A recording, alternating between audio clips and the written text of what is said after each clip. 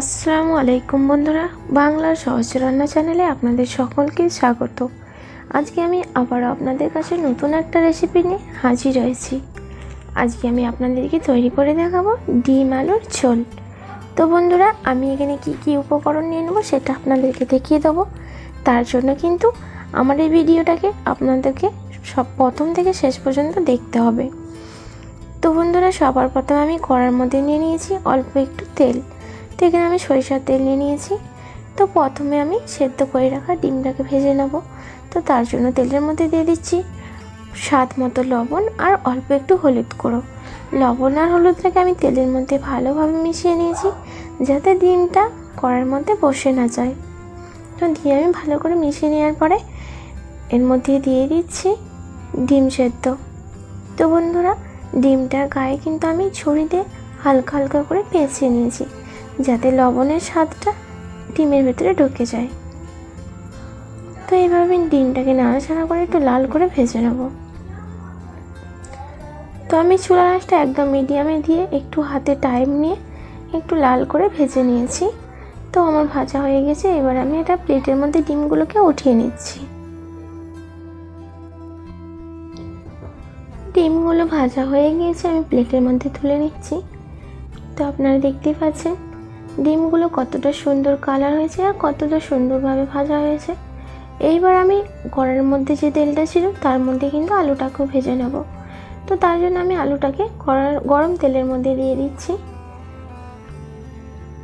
আলুটাকে দেওয়ার পর আমি ভালো করে ভেজে নেব। তবে আলুর মধ্যে আমি দিয়ে দেবো স্বাদ মতো লবণ। নিয়ে নিচ্ছি স্বাদ মতো লবণ আর দিয়ে দেবো অল্প একটু হলুদ গুঁড়ো। লবণ আর হলুদ গুঁড়োটা দেওয়ার পর একই রকমভাবে আমি হাতে সময় নিয়ে একটু নাড়াচাড়া করে লাল করে একটু ভেজে নেব। তো আপনারা দেখতে পাচ্ছেন কতটা সুন্দর লাল হয়ে আলুটাকে ভাজা হয়ে গেছে।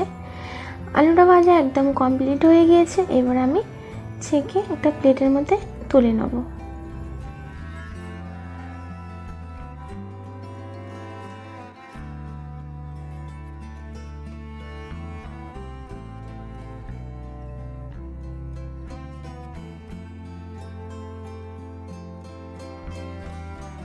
তো আলুটাকে আমি প্লেটের মধ্যে তুলে নিয়েছি। কড়ার মধ্যে যে তেলটা আছে ওটাতে কিন্তু আমার একদম ডিম আলুর রেসিপিটা একদম তৈরি হয়ে যাবে।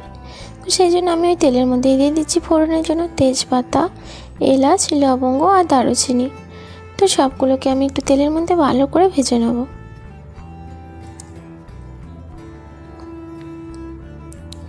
তো চুলার হিটটাকে আমি একদম লোয়ে দিয়ে আমি ভালো করে ভেজে নিয়েছি। আর দিয়ে দিয়েছি হাফ চামচ পরিমাণ কাঁচা জিরে। জিরেটাকে দেওয়ার পরেও কিন্তু আমি একটু লাল করে ভেজে নেব, যতক্ষণ না সুন্দর একটা গন্ধ আসছে।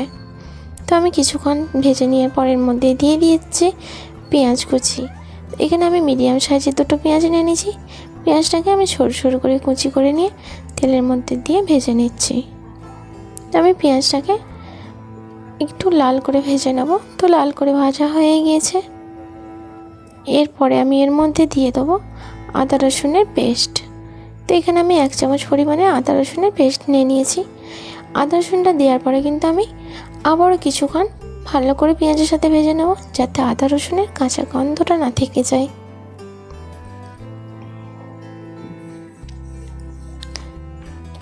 তো আদা রসুনটা দেওয়ার পর আমি ভালো করে পেঁয়াজের সাথে ভেজে নিয়েছি। কালারটাও কিন্তু একদম চেঞ্জ হয়ে গিয়েছে। তো এইবার আমি এর মধ্যে দিয়ে দেবো কেটে রাখা টমেটো। তো আমি এখানে একটা বড় সাইজের একটা টমেটো নিয়ে নিয়েছিলাম। টমেটোটাকে লম্বা লম্বা করে কেটে নিয়েছি। টমেটোটা দেওয়ার পর আমি এখানে দিয়ে দিচ্ছি 4টে কাঁচা লঙ্কা চেরা আর দিয়ে দিচ্ছি স্বাদ মতো লবণ। লবণটা দেওয়ার পর আমি টমেটোটাকে ভালো করে পেঁয়াজের সাথে একটু ভাজা করে নেবো, যাতে টমেটোটা নরম হয়ে যায়। আপনারা দেখতেই পাচ্ছেন আমি ভালোভাবে একটু কিছুক্ষণ টাইম নিয়ে ভেজে নিয়েছি আর টমেটোটা একদম নরম হয়ে গিয়েছে। তো এই পর্যায়ে কিন্তু আমি এর উপরে এবার মশলা দিয়ে দেবো। তো মশলাটা দেওয়ার আগে আমি এখানে অল্প করে একটু পানি অ্যাড করে নিচ্ছি, যাতে মশলাটা দেওয়ার পর কড়ার মধ্যে বসে না যায়। সেই জন্য আমি ওখানে অল্প করে একটু পানি অ্যাড করে নিয়েছি। এরপরে আমি এর উপরে দিয়ে দেবো 1 চামচ হলুদ গুঁড়ো, 1 চামচ লঙ্কা গুঁড়ো, 1 চামচ ধনে ও জিরে গুঁড়ো।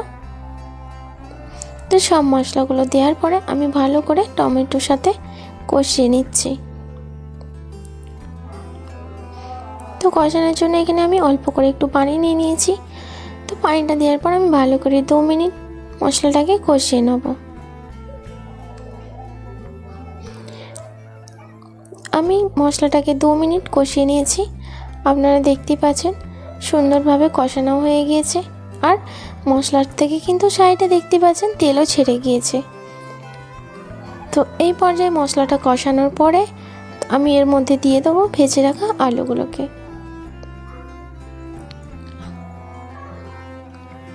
তো আলুটা দেওয়ার পরে আমি আলুটাকে কিন্তু ভালো করে কষিয়ে নেব। আমি প্রায় 5 মিনিট ধরে 5 থেকে 8 মিনিট একদম চুলার হিটটাকে মিডিয়ামে দিয়ে ভালোভাবে কষিয়ে নেব। তোমরা দেখতেই পাচ্ছেন আলুটাকে আমি খুব ভালো করে কষিয়ে নিয়েছি। একদম গ্রেভিটাও মশলাটাও কিন্তু একদম কাই হয়ে গিয়েছে। আর আলুটাও খুব সুন্দরভাবে কষানো হয়ে গেছে। আর মশলার থেকে তেলও ছেড়ে গিয়েছে। এই পর্যায়ে আমি এখানে দিয়ে দিচ্ছি পরিমাণ মতন পানি। তো একদম আমি আলু আর ডিমের ঝোলটা তৈরি করে নেব। তো যেহেতু আলুটা কষানো হয়ে গেছে পরিমাণ মতন পানি অ্যাড করে নিয়েছি। নিয়ে আমি আলুটাকে সেদ্ধ করে নেব। আমি কিন্তু এখানে গরম পানি অ্যাড করে নিয়েছি। গরম পানি দিলে কিন্তু তরকারির টেস্ট খুব ভালো হয়। তো ঢাকনাটা আমি 5 মিনিট ভালো করে কুক করে নিয়েছি। আপনারা দেখতেই পাচ্ছেন ঝোলটাও কিন্তু গ্রেভিটাও কিন্তু অনেকটা কমে এসেছে। আর আমি কিন্তু ডিম আলুর ঝোল তৈরি করছি, তার জন্য কিন্তু ঝোল রাখতে হবে।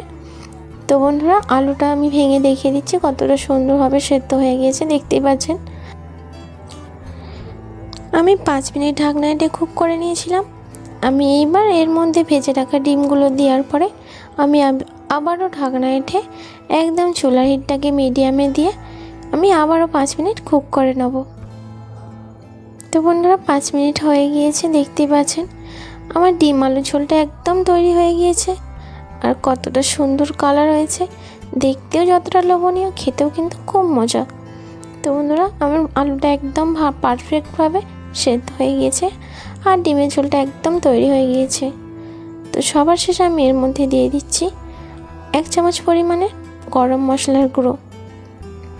গরম মশলার গুঁড়োটা দেওয়ার পর আমি ভালোভাবে এই ঝোলটার মধ্যে মিশিয়ে নিচ্ছি। তো গরম মশলার গুঁড়োটা দেওয়ার পরে আমি এখানে দিয়ে দেবো ধনেপাতা কুচি।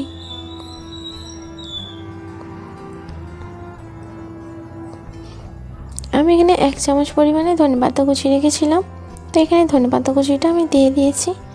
তো বন্ধুরা আমার এই রেসিপিটা আমি খুব কম সময়ে আপনাদেরকে তৈরি করে দেখালাম। আর আপনাদের কেমন লেগেছে অবশ্যই কিন্তু আমাকে কমেন্ট করে জানাবেন। আর আমার চ্যানেলে যারা নতুন বন্ধু হয়ে এসেছেন তারা কিন্তু অবশ্যই আমার চ্যানেলটিকে সাবস্ক্রাইব করে দেবেন, পাশে থাকা বেল আইকনটি প্রেস করে দেবেন, যাতে আমার ভিডিও সবার প্রথমে আপনাদের কাছে পৌঁছে যায়।